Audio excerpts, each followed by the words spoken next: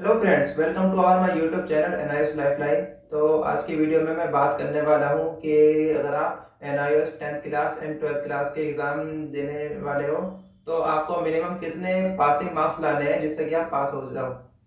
कि एनआईओएस के अंदर जो आप एग्ज़ाम दोगे 10th क्लास और 12th क्लास में, तो आपको मिनिमम कितने पासिंग मार्क्स लाने होंगे पास होने के लिए। ठीक है फ्रेंड्स, तो वीडियो को स्टार्ट करने से पहले एक प्यारा सा लाइक कर दीजिए और इस वीडियो को अपने सभी फ्रेंड्स के साथ शेयर कर दीजिए। और अगर चैनल पर नया हो तो प्लीज़ चैनल को सब्सक्राइब कर लीजिए, क्योंकि इस चैनल पर आपकी एक भी कमेंट्स को इग्नोर नहीं किया जाता, 100% उसका रिप्लाई किया जाता है और इस चैनल पर आपको ऑथेंटिक इन्फॉर्मेशन सबसे पहले मिलती है। तो आज की वीडियो हम स्टार्ट करते हैं। तो दोस्तों ये देखिए, पहले मैं 10th क्लास की बात कर लेता हूँ। पहले मैं बात कर लेता हूँ ये जो थ्योरी है और ये टीएमए है, ये कितने कितने मार्क्स का होता है। मैं 10th क्लास और 12th क्लास दोनों में बात करूंगा, फिर आपको पासिंग मार्क्स कितने लाने होता है फिर मैं ये बात करूंगा। ठीक है, तो पहले 10th क्लास की बात कर लेते हैं हम।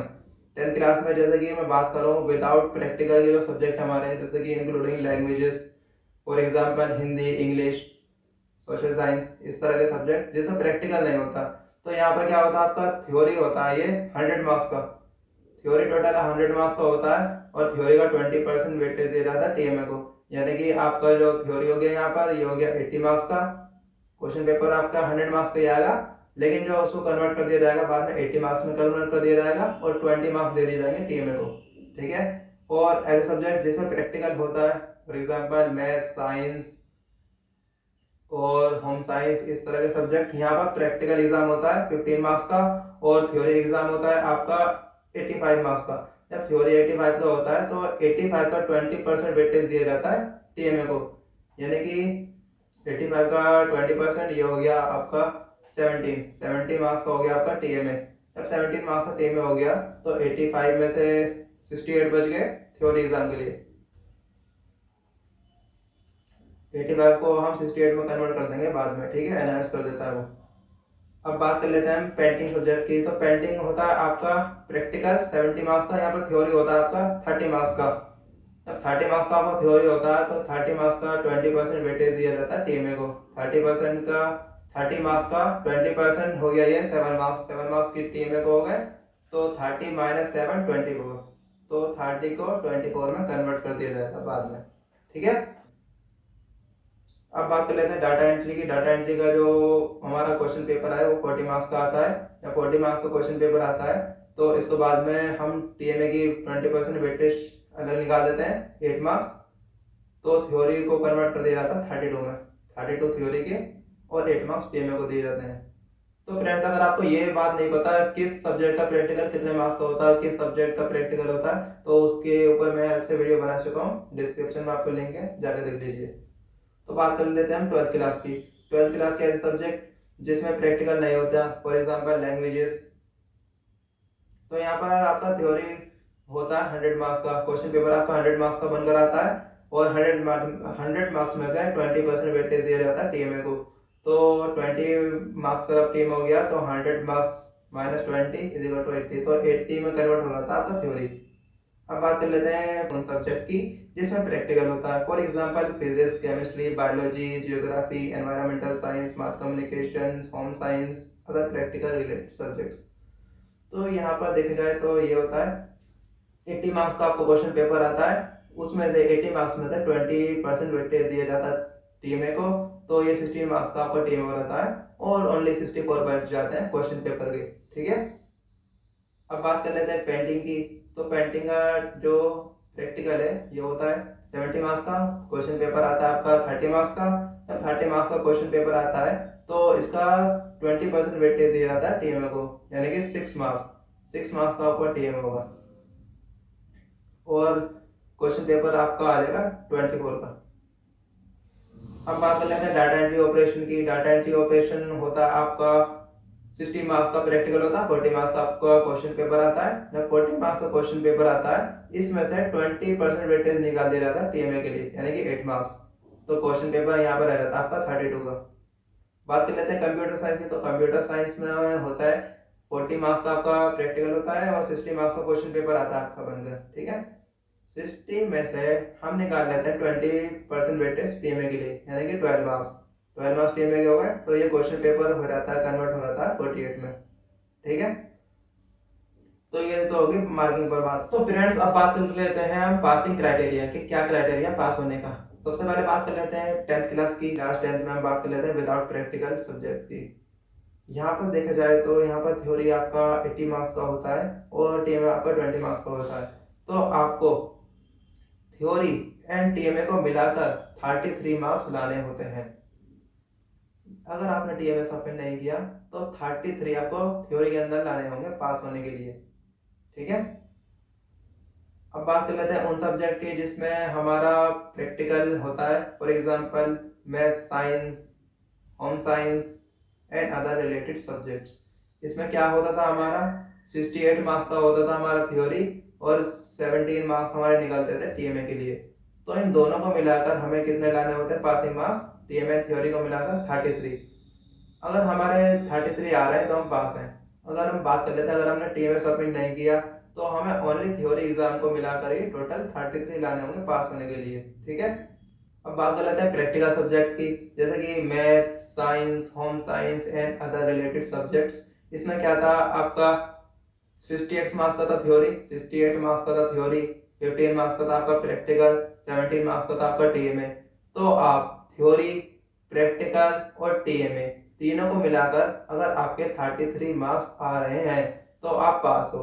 अब बात कर लेते हैं अगर आपने टीएमए सबमिट नहीं किया तो आपका थ्योरी एंड प्रैक्टिकल को मिलाकर 33 लिया हो फिर भी आप पास हो। आपने प्रैक्टिकल भी नहीं दिया तो आपके ओनली थ्योरी एग्जाम में अगर 33 मार्क्स आ रहे हैं फिर भी आप पास हो, यानी कि आपको एग्रीगेट 33 लाना है, ठीक है। तो बात कर लेते हैं पेंटिंग की। पेंटिंग में आपका थ्योरी था 24 मार्क्स का और आपका प्रैक्टिकल था 70 मार्क्स का, आपका टीएमए था 6 मार्क्स का। अगर आपका थ्योरी, प्रैक्टिकल, टीएमए को मिलाकर 33 आ रहे हैं तो आप पास हो।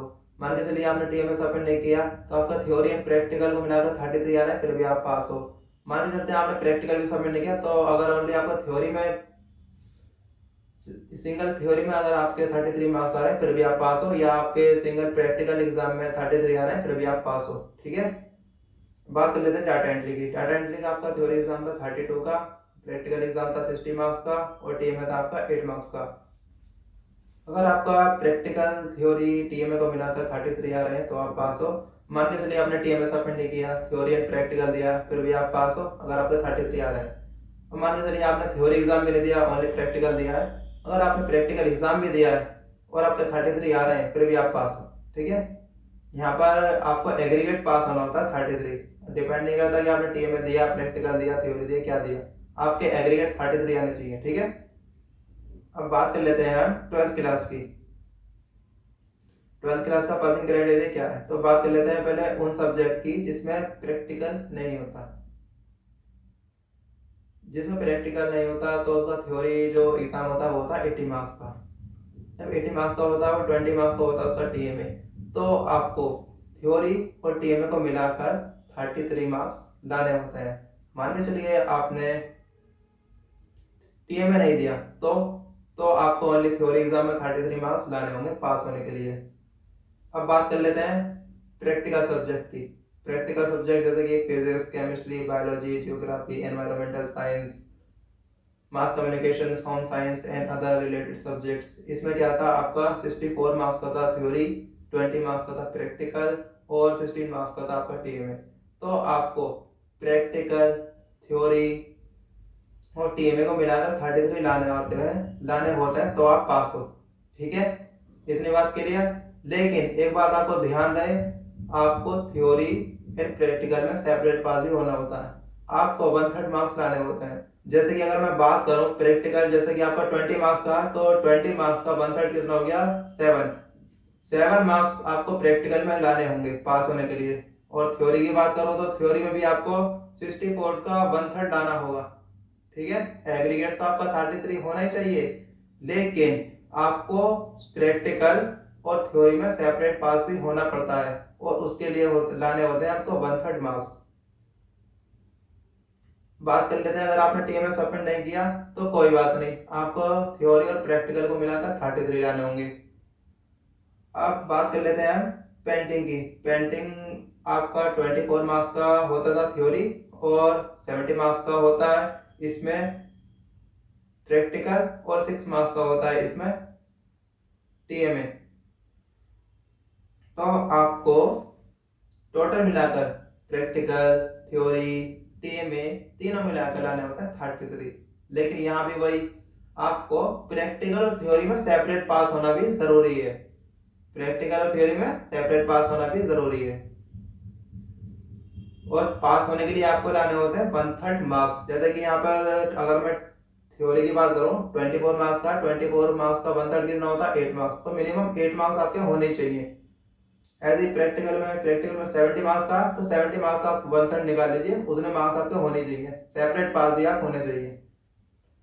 तो अब बात कर लेते हैं डाटा एंट्री की। डाटा एंट्री में प्रैक्टिकल होता है 60 मार्क्स का, थ्योरी होता है 32 का, और टीएमए होता है 8 मार्क्स का।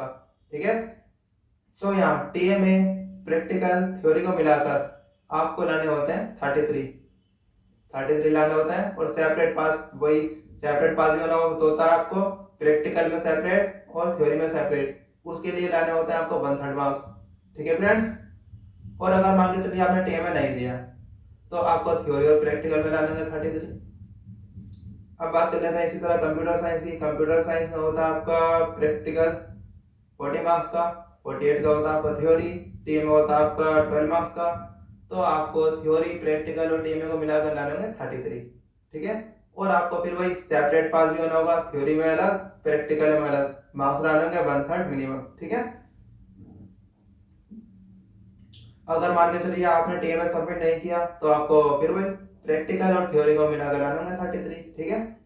टोटल बात ये है।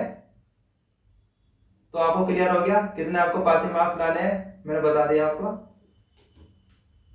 टोटल बात ये है, 10th क्लास में अगर आप पास हो रहे हो, 33 आपके मार्क्स आ रहे हैं, थ्योरी को मिलाकर, टीएमए को मिलाकर, प्रैक्टिकल मिलाकर 33 आ रहे हैं, तो आप पास हो। भले ही आपका, अगर आपने प्रैक्टिकल छोड़ भी दिया फिर भी आप पास हो, 33 आ रहे हैं तो।